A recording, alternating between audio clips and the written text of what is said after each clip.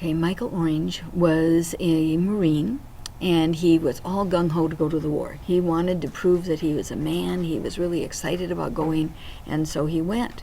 Now, the thing is about the Vietnam War is that you didn't go with the group necessarily. He flew ordinary airplane, out, commercial airplane out to Vietnam.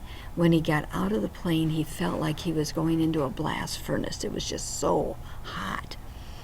Now he went over, he found the group he was supposed to be with. He got there and he said, well, I needed a uniform and I need stuff. And they said, well, get your uniform, get whatever you need from that pile over there. And so he went over and he's digging through this pile of clothing, and as he's finding ones with bullet holes in them and blood on them, he realizes that this is clothing from people who've been wounded, people who've maybe gone home, maybe didn't.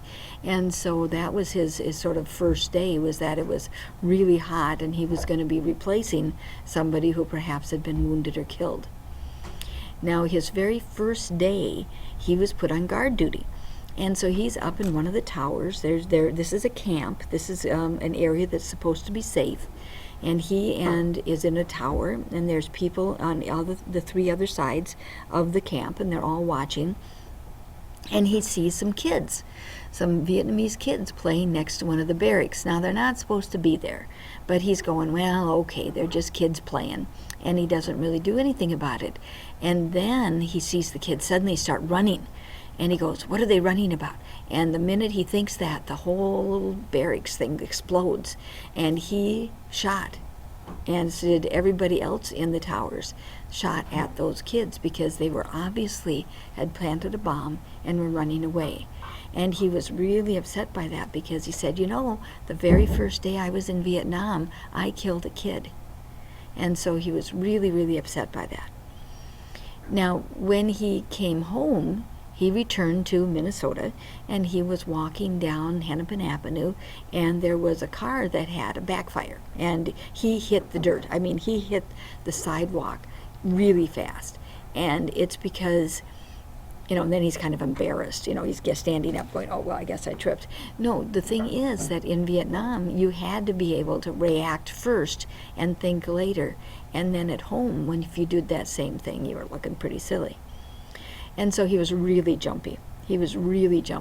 And so his dad said, why don't you get a job on one of the oil, or not the oil, but one of the iron ore tankers, or iron ore trawlers, one of the big ships that plies Lake Superior. And so he was going to do that. And he worked on that a while. And then he went on to Kent State. Now, he had been going to school at Kent State before all this happened, and he had to go to war, and he decided to go to war.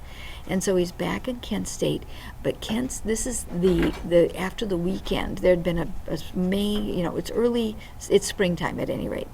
And he goes on campus and he finds there's been fighting over the weekend, and there's been fires started and cars have been turned over, and there's this big fuss, and there was anti-war protesters. And at first he's really upset about that. How can you be an anti-war protester? How can you not support our soldiers who are over there fighting for you? And then he actually saw tanks rolling in onto campus, and it just freaked him out completely because he's going, I expect to see tanks over in Vietnam and over in the war, but I don't expect to see tanks here. And so he went back onto the ship, and he was going to be gone again. Well, as he's gone, the first time they come to port, they hand him a newspaper, and he opens it and he sees the front cover, and there is a friend of his who's been shot right between the eyes. And he finds out that Kent State, there were kids gathering, and there had been some anti-war things, and they were in between two buildings. There was a hill and there was a fence at the top, and the kids were sort of gathered there. The National Guard brought in. Now, the National Guard had been away at maneuvers, and they still had live ammunition in their guns. And they came, and they're supposed to get these kids moving. They're supposed to get them back to class, whatever. Well, nobody knows who fired the first shot. We don't know if it was an accident. We don't know, and the thing is, if they're told to fire up let's see, if they're supposed to, if they're supposed to fire up in the air, because the kids were on a hill and up against a fence, they were hit, and there were 4 students killed. And this was just horrible. It was horrible for the nation. It was horrible for Mr. Orange. And he then went from being a Marine who was really gung-ho for helping his country to being an anti-war protester and saying, we need to get out of here. Because if this Vietnam War is dividing up Americans to the point where they're attacking people at home, then we know that this is not a good war to be in.